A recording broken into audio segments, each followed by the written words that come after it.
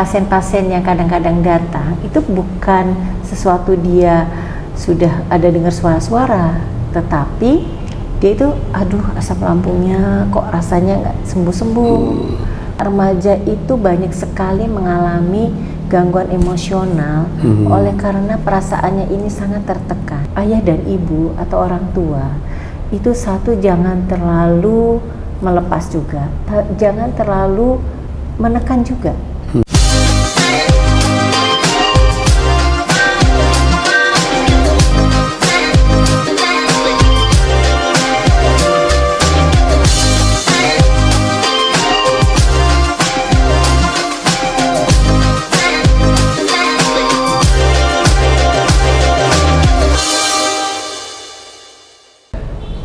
Saudara, mengakhiri hidup bukanlah solusi.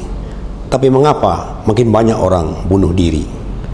Di Indonesia, tahun 2022 terjadi 826 kasus bunuh diri. Dan di Kepulauan Riau, pada tahun 2024 ini terjadi 22 kasus bunuh diri. Dan sebagian besar terjadi di Jembatan Barelang. Mengapa ini terjadi? Tamu saya hari ini adalah seorang psikiater, Ibu Dr. Ratna Istiastuti, SPKJ. Apa kabar Bu Ratna? Selamat pagi, alhamdulillah. Kabar baik Pak Sokrates. Ya. Ibu Ketua Perhimpunan Dokter spesialis jiwa. Iya, di Kepulauan Riau. Iya. Wah, luar biasa. Itu berapa banyak anggotanya Bu? Ada sekitar 12 orang Pak. 12 orang ya? Iya. Terbatas ya Bu ya? Sebenarnya bukan terbatas sih, cuman memang jumlah penduduk yang semakin banyak, tapi tenaga ahlinya yang masih terbatas. Oh. Jadi seolah-olah tuh kayaknya makin kurang semuanya. Dan Ibu juga keluarga dokter ya, semuanya dokter. Pak Afdalun, dokter spesialis jantung dan pembuluh darah. Iya. Anak-anaknya semua dokter. Iya, alhamdulillah Pak. Luar biasa. Iya. Bu Ratna, saya ingin tahu kenapa di Batam ya, khususnya di Barelang tuh makin banyak orang bunuh diri ya. Iya. Jadi mungkin pertama-tama kita mengetahui bahwasanya kasus-kasus bunuh diri ini banyak terjadi di kota besar, ya. Dan apabila kota-kota besar ini tingkat stresornya semakin meningkat, namun kapasitas kesehatan jiwanya tidak diperhatikan, dia biasanya itu akan cenderung merasa tersisih. Jadi sebenarnya kesehatan itu menurut WHO bukan hanya kesehatan fisik Pak. Iya. Kesehatan mental itu juga sangat perlu. Kalau kita lihat bahwasanya seseorang yang bisa bekerja, namun itu secara fisik bisa, tetapi kalau kita lihat kok lama-lama prestasinya menurun, terus kemampuan daya kerjanya menurun. Nah itu sebenarnya ada kecenderungan dia mengalami sesuatu hal yang berkaitan dengan mental. Nah inilah perlunya. Kami dari Perhimpunan PDSKJ IKEPRI sering Pak mengadakan penyuluhan ke berbagai instansi. Ini yang akhir-akhir ini banyak sekali yang saya juga sangat salut, beberapa instansi dan perusahaan di Batam ini ingin mengetahui bagaimana sih awareness mengenai kesehatan mental gitu. Jadi kita sudah harus tahu nih, apabila di sekitar kita ada mulai teman-teman kita yang misalkan biasanya suka ngopi-ngopi bareng, terus dia mulai diam, Cenderung menyendiri. 2 minggu sebelumnya dia tidak begitu, tetapi dia kok lama-lama kok dia sedang diam-diam dia menghindari. Nah akhirnya tiba-tiba kita temukan di berita dia sudah loncat di jembatan Barelang. Nah, sayang sekali.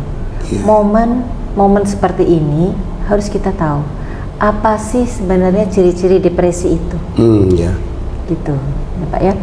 Bahwasanya kalau kita lihat memang gejala depresi itu ada 3A. 3A itu menyangkut afek depresif. Afek itu penampilan Pak. Penampilan itu seperti kayak mungkin dia mulai diam saja ya Pak ya. Itu bisa dideteksi ya Bu ya, dari secara awam ya? Bisa. Oke. Bisa. Terus kemudian yang kedua juga dia mulai kehilangan minat terhadap yang tadinya dia senangi. Misalnya dia tadinya senang olahraga tenis, terus dia mulai banyak alasan, saya capek, saya mau di rumah saja gitu, ya kan? Berarti ada tanda-tanda dia apa? Anhedonia, tidak ada minat terhadap apa yang sebelumnya disenangi. Ya. Terus atau dia ada tanda-tanda bukan mengurangi nafsu makan, berkurang nafsu makannya. Berkurang nafsu makan, dia lama-lama juga merasa lemes ya katanya, ya tidak mau aktivitas. Terus juga merasa tidak berharga, Pak, kadang-kadang merasa bersalah juga, kadang-kadang dia kebanyakan merasa gitu. Jadi apakah ini penyebabnya saya, apakah ini penyebabnya oleh karena ada saya, nah itu dia merasa bersalah. Bu, tapi kenapa ya Bu ya, soal kesehatan mental dan jiwa ini, ketika orang harus mestinya berurusan dengan profesional, misalnya mesti datang ke psikiater, itu stigmanya kok jelek ya Bu ya. Itu bagaimana cara yang memperbaiki itu? Nah ini dia Pak, kadang-kadang stigma orang ke psikiater, dokter jiwa itu takut dibilang sakit jiwa. Iya. Padahal kalau kita lihat sendiri sebenarnya data dari Kemenkes, itu penyebab orang gangguan mental itu terbanyak itu ansietas. Ansietas itu menduduki sekitar 56%. Apa itu ansietas? Kecemasan. Jadi kalau kita lihat pasien-pasien yang kadang-kadang datang itu bukan sesuatu dia sudah ada dengar suara-suara, tetapi dia itu aduh asam lambungnya kok rasanya nggak sembuh-sembuh, kok saya rasanya di sini dadanya panas. Padahal itu hanya perasaannya aja. Rasanya seperti itu, tidak dibuat-buat. Nah itu dia bingung kemana ya saya. Sudah minum obat lambung, tidak sembuh-sembuh juga. Ternyata memang ada hubungannya dengan pikiran, perasaan dan perilaku. Nah, itulah pentingnya diberikan edukasi bahwa ke psikiater itu bukan kasus-kasus yang orang bilang hanya 2,3% Pak, orang yang mengalami gangguan skizofrenia, yang kalau kita lihat yang marah-marah yang tidak terkendali, yang sampai tidak bisa mengurus diri, itu hanya 2%. Apa bedanya cemas, depresi dengan skizofrenia itu Bu? Ya, jadi secara keilmuan jiwa itu ada dua terpisah. Satu gangguan neurotik. Gangguan neurotik itu gangguan kecemasan, bisa gangguan depresi bisa. Kalau gangguan psikotik itu gangguan yang sudah menyangkut kepada realita. Gangguan realita itu misalkan seperti ada bisikan, melihat bayangan yang tidak nyata. Nah, kalau seseorang biasanya kebanyakan itu bukan ke arah psikotik Pak, tapi ke arah neurotik dulu. Nah, itu bedanya. Iya. Tapi Ibu bilang tadi soal kecemasan, itu penyebabnya apa sih Bu? Nah, itu tadi Pak, kalau kita ingin mengobati penyakit seseorang, itu bukan hanya dengan obat, tetapi kita lihat dulu secara keseluruhan. Satu, mengenai biologinya. Apakah di dalam tubuhnya memang ada terjadi sesuatu penyakit, ya, penyakit fisik misalnya. Atau yang kedua, mengenai zat kimiawi di otaknya.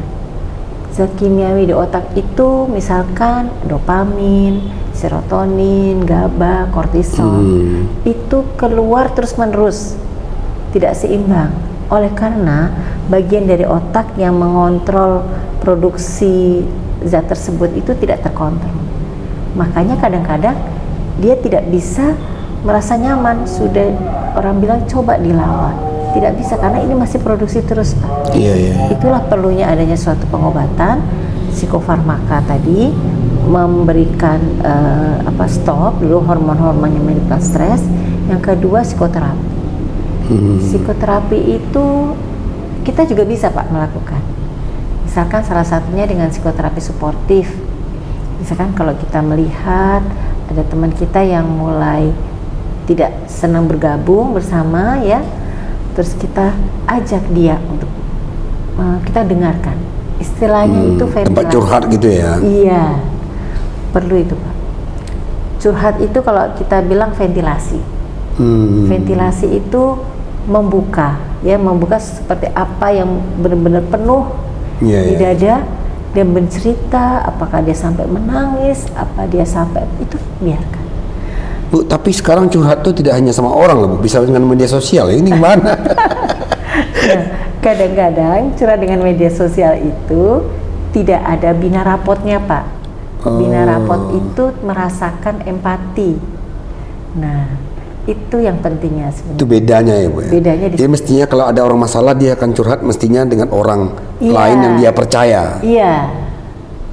Cuman kadang-kadang orang kan juga khawatir mau curhat tuh nanti ternyata tempat dia curhat tuh ember, Bu. Artinya ngomong kemana-mana aja itu malah membuat dia makin parah. Itu gimana caranya, Bu ya?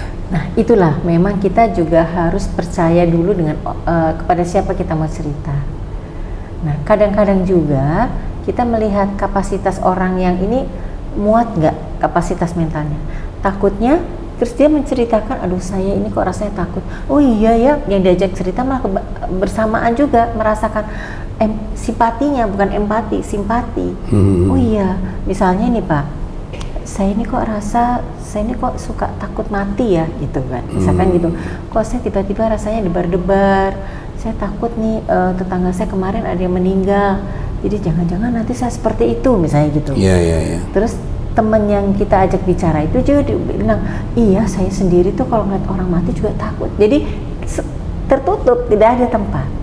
Nah, itulah perlunya adanya suatu kepercayaan, dan kalau memang dibutuhkan, itu ada tenaga-tenaga profesional juga bisa. Kami sendiri itu juga, ya memang dalam sumpah kami juga Pak, rahasia pasien itu sangat penting, karena ibaratnya Pak, kalau dokter psikiater itu stetoskopnya itu dari wawancara psikiater. Kalau dokter jantung ada stetoskop, ya Pak ya. Dokter yang lain ada alat bantu, misalkan USG. Tapi kalau kami dari wawancara. Dan ada alat-alat instrumen yang lain, misalkan ada tes apa. Iya. Menurut Ibu, apakah dengan memasang spanduk di Jembatan Barelang, jangan bunuh diri sini, itu bisa membantu? Ya, mungkin pada saat seseorang memiliki ide, kan orang itu depresi itu ada 3 Pak. Satu, dia memang sedang mengalami depresi, seperti tadi itu dia ingin pergi ke Jembatan Barelang. Begitu dia melihat ada spanduk di jembatan tersebut, dia akan berpikir, oh saya tidak boleh bunuh diri, gitu kan. Atau jangan-jangan itu malah jadi contoh body, oh ini tempat bunuh diri yang bagus gitu. Nah, itu tergantung mekanisme pertahanan diri seseorang tuh Pak. Jadi coping mekanisme itu seseorang tuh ada 2, ada matur, ada imatur. Pada saat kita mempunyai masalah, kalau kita mempunyai mekanisme pertahanan diri yang dewasa, matur, misalkan sekarang Pak, maaf nih Pak, kasus pinjaman online. Itu tuh kan sangat banyak membuat stres. Iya, karena diteror habis-habisan. Iya, teror habis-habisan. Aduh, mendingan saya mati aja deh, misalnya gitu. Iya. Ya kan, kalau seperti itu kan sebenarnya kan yang solusinya kan bukan seperti sesingkat itu. Jadi harus hadapi, atur langkah. Apa yang membuat dia depresi? Iya. Tanyakan bagaimana ini solusinya. Dengan begitu lama-lama terurai Pak, benang kusut itu. Tapi masalahnya kadang-kadang orang tidak bisa mendeteksi ini depresi atau bukan gitu Bu. Ya. Gimana caranya kita mengenali kita ini hanya sekedar cemas, ini depresi, ini sudah mengarah kepada schizophrenia tadi. Ya. Jadi kalau yang terkait cemas, anxiety itu biasanya itu tubuh kita yang bisa merasakan. Misalnya keringatnya berlebihan. Iya, itu salah satu tanda itu. Atau tangannya gemetar, atau ngilu rasanya. Terus kemudian di sini dada terasa panas. Terus kaki itu lemes. Iya. Ya. Terus yang kemudian yang depresi itu kebanyakan terlihat mengenai aktivitas psikomotoriknya. Aktivitas psikomotoriknya itu yang tadinya dia bisa bekerja Senin sampai Sabtu, dia semangat, oh saya ini, mulai menunda-nunda. Iya. Nanti aja deh, misalnya gitu. Atau yang kedua kehilangan minat atau nafsu makan, Hmm. atau malah dia banyak sekali makan untuk peralihan. Semacam kompensasi gitu Iya, ya. kompensasi. Atau libido seseorang itu menurun, Iya, iya. itu juga bisa salah satu tanda depresi. Dan juga kadang-kadang yang berbahaya itu lama-lama bisa menjadi kaitan dengan penyakit-penyakit kanker dan lain-lain akibat depresi yang tidak.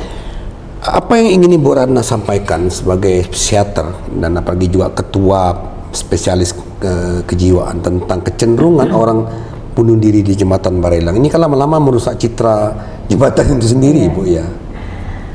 Sebenarnya pada saat ini itu satu diperlukan adanya pola asuh keluarga yang terbuka pada saat anak-anak ini tumbuh kembang. Karena jangan dibilang sepele, Pak. Anak remaja itu banyak sekali mengalami gangguan emosional oleh karena perasaannya ini sangat tertekan. Iya, iya, iya, iya. Dia pikir kalau dia cerita, orang tuanya pikir kamu itu kurang iman, kamu kurang sholat, kamu kurang apa, itu sangat sakit hati. Padahal dia butuh tempat itu. Yang satu jadinya hubungan pola asuh dalam keluarga. Yang kedua hindari alkohol, obat-obatan, narkoba. Itu pelarian kadang-kadang pada saat stres seseorang larinya ke situ, atau rokok yang berlebihan, ya kan. Terus kemudian yang ketiga juga harus ada satu mekanisme pertahanan diri. Itu artinya yang matur itu misalnya kita humor, Pak. Orang humor itu yang tadinya ketegangannya tinggi, dia stres itu bisa menurun. Itu yang paling gampang itu, Pak, ya kan.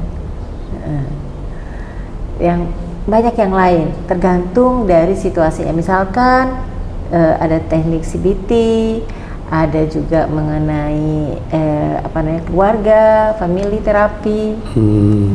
Dan kalau tidak bisa, ada beberapa obat, Pak, yang bisa dikonsumsi untuk, tapi tentu dengan resep dokter. Obat-obatan itu tergantung dari apa yang dialami. Ya, ngomong-ngomong soal keluarga, Bu, ini kan rata-rata penduduk Batam ini kan pendatang ya, Bu ya. Iya. Itu juga pengaruh ya, bahwa ada orang yang mulai kehilangan, ya keluarganya jauh di kampung misalnya. Sementara dia tidak punya siapa-siapa, ini juga bisa berpengaruh ya terhadap kecenderungan bunuh diri. Ya, mungkin tadinya dia pada saat awal pergi dari rumah ke suatu tempat, misalkan dia ke Batam, itu untuk bekerja. Begitu sampai di Batam, dia merasa, oh begininya saya seorang diri, tidak ada tempat untuk bercerita, untuk berlindung. Nah, itu perlunya adanya suatu Pak, diperhatikan oleh suatu perusahaan atau yang kira-kira bisa, kalau mulai dia tidak bisa diberikan suatu tugas, tentu kan ada kesulitan dalam komunikasi, tentu ada hambatan dalam proses pikir. Itu berkaitannya dari situ, karena perilakunya dia tidak bisa mengerjakan tugas. Tentu proses pikirannya lah yang perlu dibantu. Ada enggak kesadaran dari pimpinan-pimpinan perusahaan itu untuk memperhatikan kesehatan mental karyawannya ini, Bu ya? Sudah mulai ada, Pak. Sudah mulai ya? Sudah mulai ada. Ada beberapa perusahaan yang kemarin juga mengundang saya untuk mengisi bagaimana mengenai awareness tentang kesehatan jiwa. Karena mungkin mereka itu tadinya merasa kok targetnya tidak tercapai, di mana masalahnya gitu. Ternyata memang ada hubungan antara atasan dan bawahan yang tidak bisa sinkron. Atau itu kalau perusahaan yang besar atau perusahaan yang kecil yang terkait juga dengan tadinya yang penyalur tenaga kerja atau yang lain-lain dan sebagainya, harus kita bekali juga bagaimana nanti dia siap untuk bekerja. Kenapa Ibu dengan para spesialis kejiwaan lainnya tidak membuat semacam hotline, nomor khusus untuk bisa mereka curhat begitu, Bu? Ada nggak keinginan untuk itu, Bu ya? Sebenarnya kami dari setiap, karena kan unik, Pak, di Kepri ini lokasinya itu kan pulau-pulau. ada yang psikiater yang tinggal di Tanjung Pinang, ada yang di Balai Karimun dan yang lain-lain. Itu biasanya tersenter di rumah sakit tempat praktek. Dan kalau seandainya dimungkinkan, kita bisa langsung ke rumah sakit terdekat di pulau tersebut, gitu.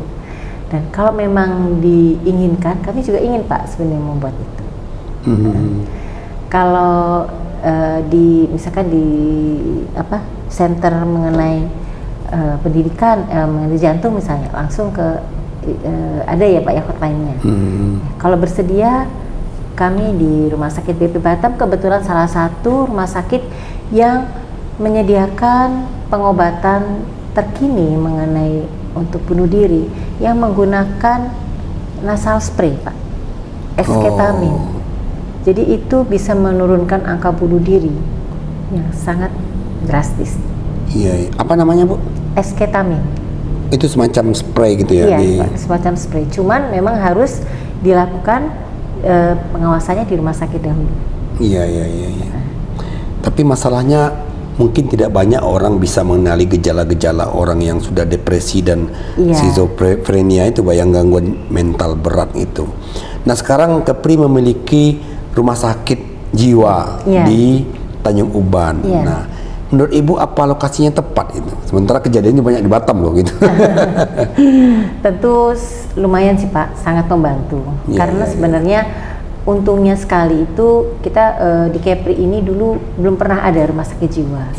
Nah pertama kali rumah sakit BP Batam, kebetulan saya berpraktik di sana dan kebetulan waktu itu suami saya direktur di sana.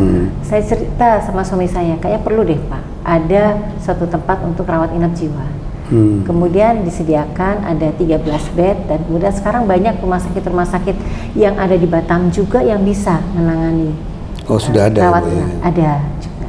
Seperti misalkan rumah sakit Embung Fatimah, terus di rumah sakit Sudarsono, di Bunda Halimah kayaknya juga ada beberapa bed. Dan kalaupun memang diperlukan suatu evakuasi, misalkan diperlukan ke Uban, itu juga mungkin. Tapi kan keadaannya sudah lebih aman dibanding tidak ditangani dulu di Batam, baru tiba-tiba dibawa ke sana, kan susah sekali membawa pasien-pasien. Tapi untuk deteksi awal sebenarnya dari pihak keluarga dan lingkungan sekitarnya sangat penting ya Bu ya, untuk mendeteksi, mungkin termasuk mungkin RT RW kali ya Bu ya, yang mendeteksi warganya yang memang ada gejala-gejala mengalami depresi dan gangguan jiwa itu. Iya, betul supaya Pak. bisa cepat diatasi gitu. Iya, biasanya kalau mulai terlihat satu genetik juga bisa Pak.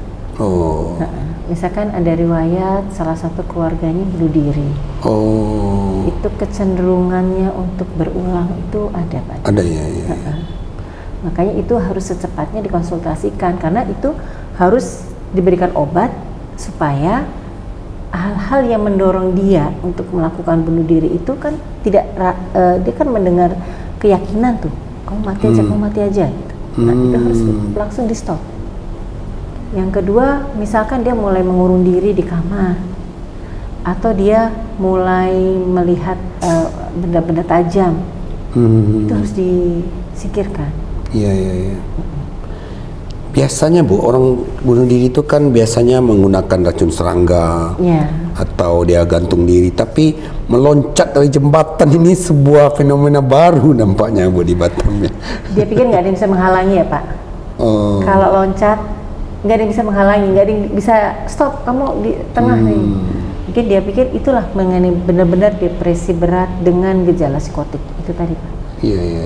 Jadi kalau dan angka kejadian bunuh diri ini memang yang melakukan coba-coba itu banyak perempuan, tapi yang sukses meninggal itu banyak laki-laki Pak. Iya, banyak laki-laki. Bu, saya memiliki data seperti ini Bu. Jadi masalah kesehatan jiwa di Indonesia itu 1 dari 10 orang usia 15 tahun ke atas itu mengalami gangguan mental emosional. Benar ya Bu ya? Betul. Itu apa Bu penyebabnya?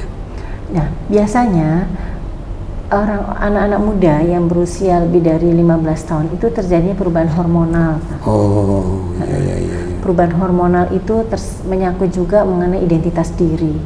Mencari jati diri. Mencari jati diri.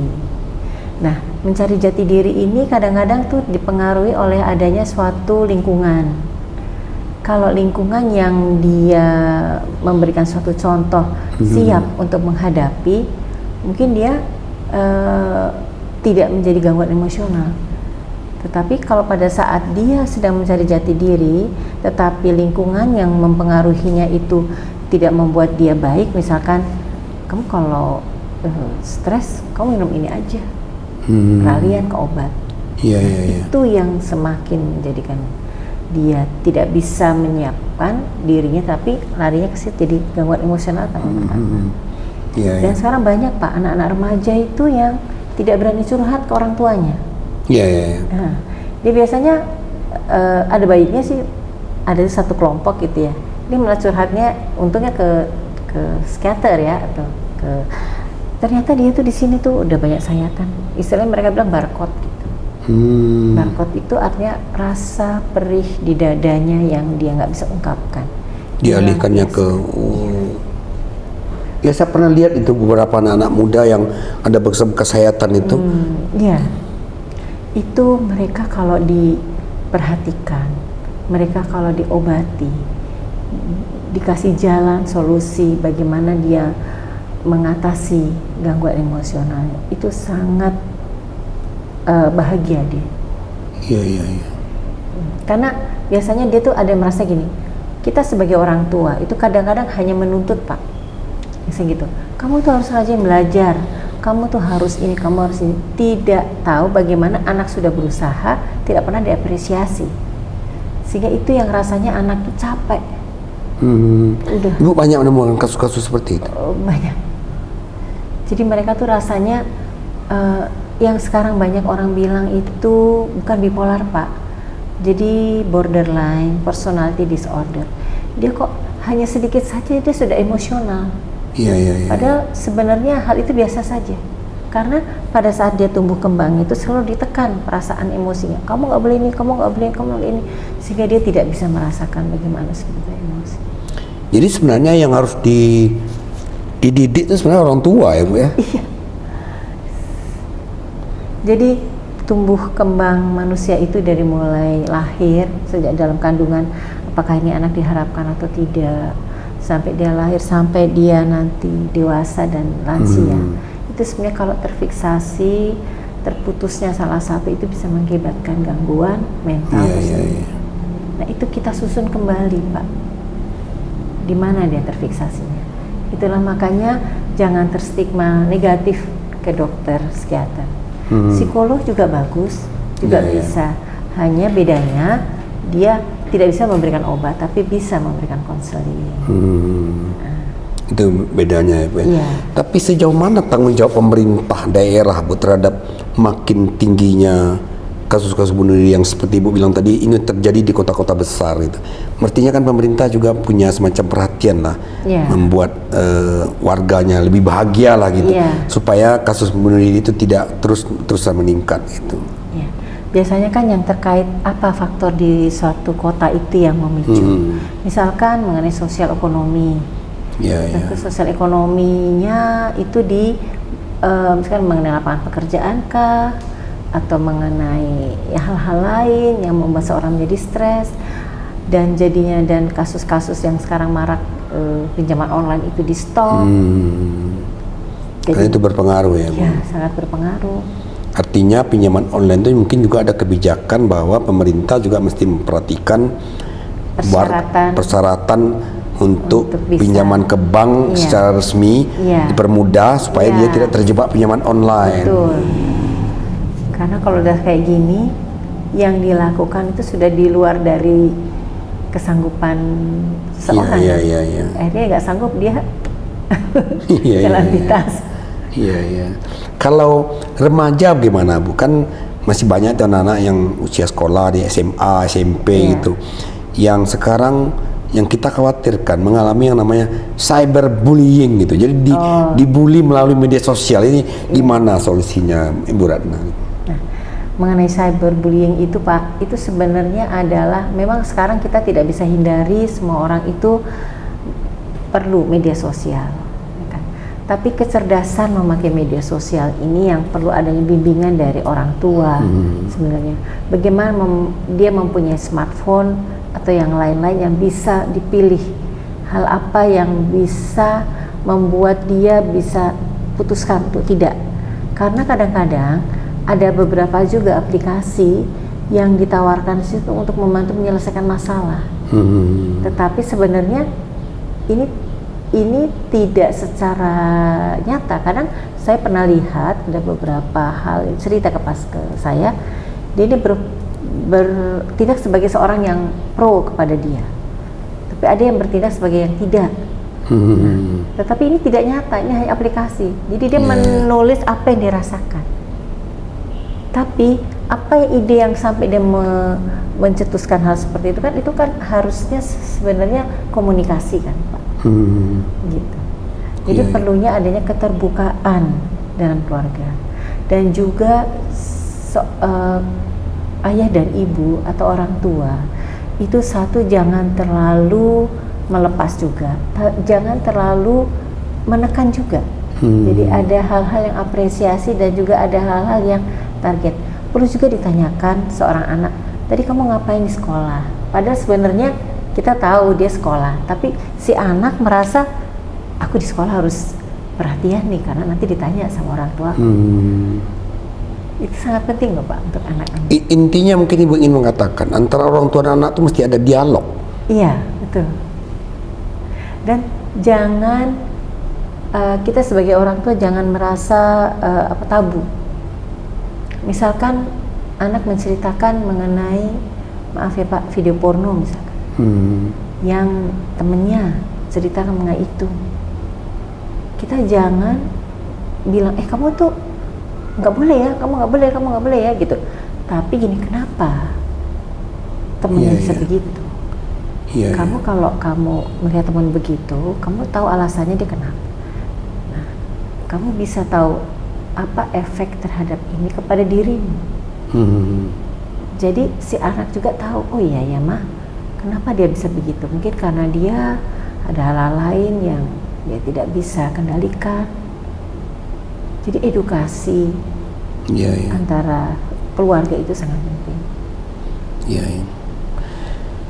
Apa yang ini Bu sampaikan kepada warga Batam supaya kasus-kasus bunuh diri ini tidak lagi terulang, atau cukuplah sampai di sini, tidak akan menambah image negatif tentang Batam gitu? Batam ini sebenarnya kota idaman Pak. Idaman, semua orang itu ingin rasanya itu kembali pergi dari Batam atau karena kita berhadapan bertetangga dengan negara Singapura dan Malaysia, di mana gaung mereka itu sangat-sangat menjanjikan kenyamanan. Nah, jangan sampai orang yang ingin bekerja di sini atau tinggal di sini atau lewat di sini itu menjadi takut terhadap image. Kenapa sih kota Batam itu banyak yang orang frustasi gitu? Ya kan? Nah, tentu kita sendiri sebagai warga Batam, kita harus lebih awareness, kita harus lebih waspada. Satu, di lingkungan terdekat kita. Apabila ada orang yang mulai menyendiri, kita ajak, temani dia, tuntun dia sampai dia sembuh. Jangan dipersalahkan apabila ada yang diceritakan saat itu oleh. Kalau tidak bisa, di sini banyak Pak, seperti kayak tempat-tempat kesehatan, puskesmas, itu juga dia bisa juga ada, dilatih juga mengenai dokter di situ untuk bisa mengetahui rambu-rambu mana yang bisa harus dirujuk dan tidak dirujuk. Yang penting dia tidak merasa bahwa berkonsultasi itu bahwa dia gila atau dia sakit jiwa, karena ini penting untuk kesehatan mentalnya sebenarnya. Itu yang perlu diperbaiki di masyarakat kita ya Bu ya. Sehingga bertemu Ibu Ratna sebagai psikiater, dia bisa dipercaya ini Ibu profesional yang bisa memberi dia semacam saran dan masukan untuk kebaikan dia gitu. Apalagi seperti kita tahu ada istilah mensana in corpore sana, bahwa di dalam tubuh yang sehat terdapat jiwa yang Dan yang kedua kita harus berhubungan juga dengan alam, Pak. Oh. Alam Atau itu jangan orang Batam ini kurang piknik, Bu. Kurang piknik, lupa bahagia, lupa tertawa, iya. terlalu serius kali dia Iya, hidupnya mungkin ya. gitu. Alam itu juga bisa mengurangi rasa kejenuhan kita. Oke. Dan juga bikin suatu kegiatan yang bisa memotivasi kita, kegiatan baru yang bisa memotivasi. Iya, Jadi iya. kita aktif gitu, buat suatu Iya. keaktifan. Iya. Selain diundang ke perusahaan-perusahaan, apa yang Ibu lakukan dengan para dokter spesialis kejiwaan ini untuk memberikan edukasi ke masyarakat, Bu ya? Oh banyak Bapak. Misalkan kita lihat dari lingkungan sekolah. Biasanya di situ kita ada lembaran SDQ, itu ada screening. Iya, Screening mengenai kejiwaan. Apabila screeningnya sekian, dia diperlukan konsultasi. Nah, jadi kan bisa banyak dalam jumlah banyak. Ya, dan saya dengar BPJS juga memberi ruang untuk konsultasi dibiayai oleh negara ya, Bu ya? Betul. Iya. Bisa Pak. Kalau memang itu diperlukan, bisa minta rujukan dari BPJS. Hanya mungkin dokter yang merujuk itu bisa juga menjadikan screening awal. Iya. Klinik atau di puskesmas. Oke, Bu Ratna, terima kasih banyak informasinya, Bu. Mudah-mudahan ini menjadi manfaat buat warga Batam khususnya, dan cukup sudahlah orang-orang yang nekat mengakhiri hidupnya dengan cara bunuh diri. Apalagi secara keagamaan, apapun agamanya, ini juga tidak baik gitu. Terima kasih Bu Ratna atas waktunya. Dan saudara, demikian dialog saya dengan dokter spesialis kejiwaan Ibu Ratna Istiastuti. Dan ada satu quote yang Anda perlu pikirkan, siapapun Anda di luar sana, bahwa meminta bantuan itu bukan kelemahan, tapi itu sebuah kekuatan. Yang mengatakan ini adalah mantan Presiden Amerika Serikat Barack Obama. Terima kasih Bu, sukses selalu, mudah-mudahan Batam lebih baik. Amin, terima kasih. Ikuti terus Socrates Talk.